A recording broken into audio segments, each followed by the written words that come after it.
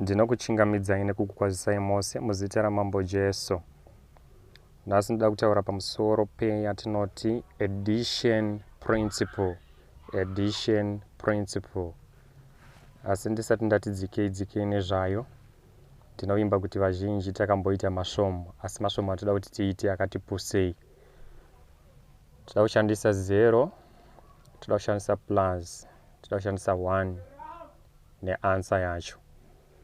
Ndo pandichatangira ipapo. Asi tichabatsirwa neshoko raMwari pandichange ndichipatsanura the addition principle. The addition principle. So tinoziva tose kuti takati 0 plus 1 tinowana 1.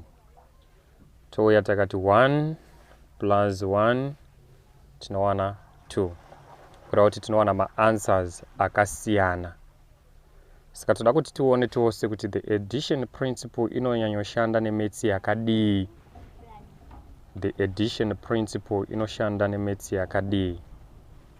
Uyezve kuti zvinhu zvinji zvawedzera zvinombowedzera papi, zvinombowedzera sei. So ndopandichatitsika neinonzi the addition principle. Saka tichatora 0 sepasina chinhu, sezvaunongoita kuti unototanga dzimwe nguva pasina chiripo. So mubvunzo wangu ndewekuti usina chauinacho, pane zvinogona kuwedzerwa here kana kuti zvinogona kuramba zvakadaro? Unofanira kutora step here kuti pazova nezvinowedzerwa. Zvose izvozvo tichakwanisa kuzvinzwisisa pandichange ndichidzidzisa nezve addition principle. Right. Ndichatanga kutora yakatikoshera sevatendi. Tinoziva kuti shoko kana richinge raparidzwa kuvanhu, vazhinji vanosvika pavanotenda, vatenda kushoko iroro, vanotanga kuda zvaMwari. Vanotanga kuda zvaMwari. So zvandichaita ndichatanga nekuverenga kuti tive tinonzwisisa maoperatero atinoita panhau ye-addition principle. So I'm going to read from the book of Matthew 6 kubva pa31 zvichidzika. Naizvozvo musafunganya muchiti tichadyei kana tichanwei kana tichafukeiko. Right, pane zvandoda kuti nditsanangure zvishoma ipapo. Takatarisisa panhau yekudya, kureva kuti pane zvinofanira kutowanikwa kuti munhu ange achidya. Izvi zvine chekuita nekutogutsa dumbu rako, kureva kuti munhu zvaunorarama in two parts, paspiritual uyezve nepanyama. Pane zvimwe zvinoda kuti unge uchitodya chaiko, kutodya kutowana chikafu chaiko wotodya. So zvimwe zvinhu zvinototishungurudza izvozvo kuti tinenge tichitofunga kuti saka tichadyei, koya tichanwei uye tichafukei. Kureva kuti pane zvinhu zvatinoda titori panyama, tichitorarama tiri panyama, ende hatifanira kutiza kwazviri, zvinofanira kuti zvitsanangurwe nekuti tinotozvida kuti tinge tichirarama, nekuti patakatosikwa takatosikirwa zvinhu zvekuti titodya. Tinoona kuti Mwari achitotanga kusika munhu kuna Genesis akatotanga atosika nezvaachange achitodya zvacho. Saka kureva kuti that issue itori very important, haifanira kuneglectwa, inofanira kuti iadreswe uye itaurwe nezvayo. Saka ndo zvinhu zvatinenge tichinyanyofunga nezvazvo. Tinzwe pa 32 kuti inoti kudii. Nokuti vaEdheni vanotsvaga izvozvi zvose, nokuti Baba venyu wokudenga vanoziva kuti munoshayiwa izvozvi zvose. Right, hanzi nevaEdheni vanotozvitsvagawo zvinhu zvakaita saizvozvo. Baba veduwo zvakare anova Mwari ari kumusoro kudenga anotoziva kuti zvinhu izvozvo tinoita sei, tinozvishayiwa. Saka ari kuti kudii zvatinozvishayiwa, ndo paane nyaya. Zvaanoziva iye Mwari kuti tinozvishayiwa zvinhu izvozvo, kana vaEdheni vanotozvitsvagawo, nesuwo tinotozvidawo. Saka iye Mwari ari kuti kudii, tonegleta here kana kuti toita action. Rakatinzwa kuti shoko ravo rinoti kudii, tenda pa 33 ndo pandori kunyanyoda ipapo. asi tangai kutsvaga ushe hwaMwari nekururama kwake, izvozvi zvose zvichawedzerwa kwamuri. Ndopanotangira the addition principle yandoda kutaura nezvayo. Right.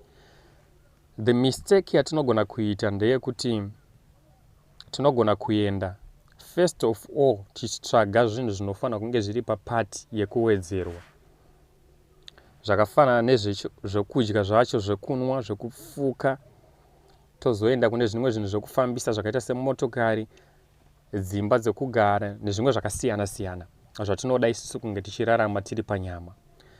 Asi takatungamidza izvozvo mberi, kureva kuti the principle yethe addition taiuraya, pane chinofanira kutanga chatsvagwa, ushe hwaMwari nekururama kwake first.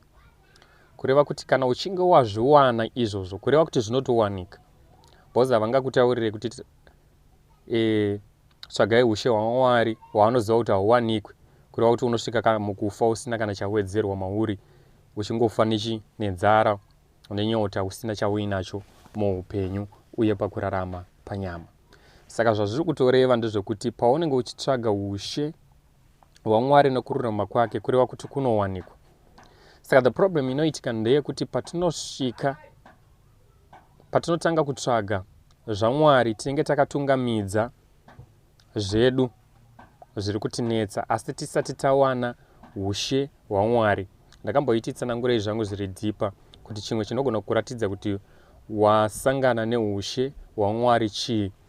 Ndakamboiti tsanangurei, asi apa ndisi kutora zvangu nguva yekuti nditsanangure. Ndoda kunyanyo tatsitsa nethe addition principle, kureva kuti pane chinhu chinofanira kutanga chawanikwa first pozoitwa addition.